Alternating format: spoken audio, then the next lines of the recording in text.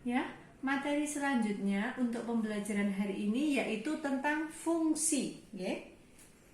Fungsi. Fungsi merupakan jenis khusus dari relasi. Fungsi merupakan jenis khusus dari relasi. Relasi F, relasi biner F dari A ke B atau dari himpunan A ke B merupakan fungsi jika, nah ya perhatikan definisinya nih, jika untuk setiap elemen A di dalam himpunan A terdapat satu elemen tunggal B di dalam himpunan B. Jadi setiap elemen A, jadi yang ada di dalam himpunan A itu dia hanya boleh mempunyai satu elemen tunggal di dalam himpunan B, ya. Dimana di sini notasinya F A ke B artinya F memetakan dari A ke B. A di sini disebut sebagai daerah asal atau domain, B di sini disebut sebagai daerah hasil atau kodomain. Seperti itu, nggih. Nah, ada 3 jenis fungsi. Yang pertama dikatakan sebagai fungsi one to one atau fungsi satu ke satu atau fungsi injektif. Apa definisinya? Jika tidak ada dua elemen A itu berarti tadi di daerah asal, ya, di daerah asal. Jika tidak ada dua elemen A yang memiliki bayangan sama, jadi elemen di A untuk setiap A, B di dalam A, FA-nya, bayangannya itu tidak boleh sama. F dari A, bayangan dari A tidak boleh sama dengan bayangan dari B, bila mana A-nya itu tidak sama dengan B. Seperti itu, ya. Kemudian yang kedua, definisinya fungsi untuk, pada, atau surjektif. Jadi bisa Anda sebut sebagai fungsi untuk, fungsi pada, atau fungsi surjektif. Jika setiap elemen himpunan B itu berarti di mana tadi? Kodomain, ya, betul, di kodomain merupakan bayangan dari satu atau lebih elemen himpunan A. Jadi kodomain itu merupakan semua elemen dari kodomain atau himpunan B-nya merupakan bayangan dari A. Entah itu bayangan dari satu elemen atau bayangan dari dua elemen itu boleh. Nah, fungsi yang ketiga adalah fungsi bijektif. Apa itu fungsi bijektif? Dikatakan bijektif jika dia injektif dan dia surjektif. Jadi Anda buktikan dulu 1 dan 2, maka kalau 1 dipenuhi, 2 dipenuhi, maka dia disebut fungsi yang ketiga atau bijektif. Yuk, kita lihat di gambar agar lebih jelas daripada saya harus tuliskan R ya, bukan ya.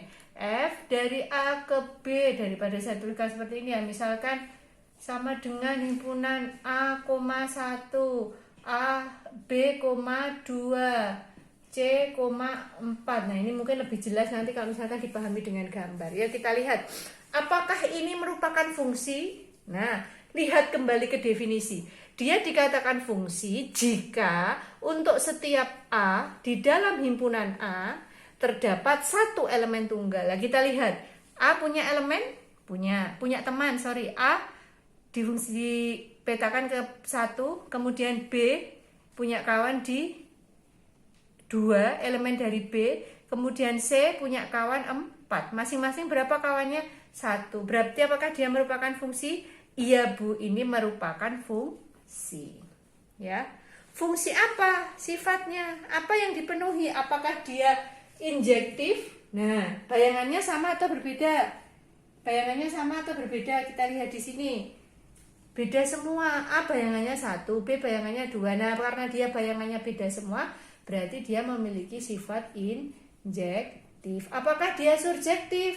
Nah, kita lihat definisi surjektif itu kodomainnya itu semuanya harus merupakan bayangan dari domain, Bu. Oh, berarti ini ada yang tidak punya kawan di A. Oh, berarti dia tidak surjektif, bukan surjektif. Seperti itu, nggih. Nanti kalau di ujian Anda harus berikan alasan kenapa dia injektif, kenapa dia tidak surjektif, seperti itu. Yang nomor 2 ini, fungsi? Ya, Bu, fungsi, Bu. Nah, fungsi oke. Kemudian injektif tidak? Oh, tidak, Bu, karena B dan C bayangannya sama, yaitu 2. Ya wes, berarti dia tidak injektif. surjektif. Kemudian surjektif tidak.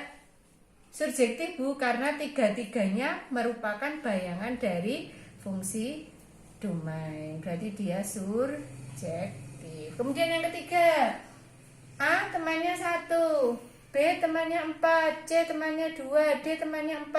Apakah dia fungsi? Fungsi Bu. Kenapa? Karena masing-masing dia temannya cuma 1. Apakah dia injektif? Oh iya Bu, beda-beda semua kok pasangannya. Berarti dia injektif. Apakah dia surjektif? Oh iya Bu, karena di sini semuanya merupakan bayangan dari fungsi di domain. Berarti dia juga surjektif. Wah, kalau dia injektif dan dia surjektif, berarti kesimpulannya dia apa? Bijektif. Iki saya urut-urutan loh ya. Kalau Anda nulis di ujian tidak seperti ini ya. Nulisnya kudu urut ya sistemnya. Kemudian ini hanya untuk menjelaskan biar lebih cetok.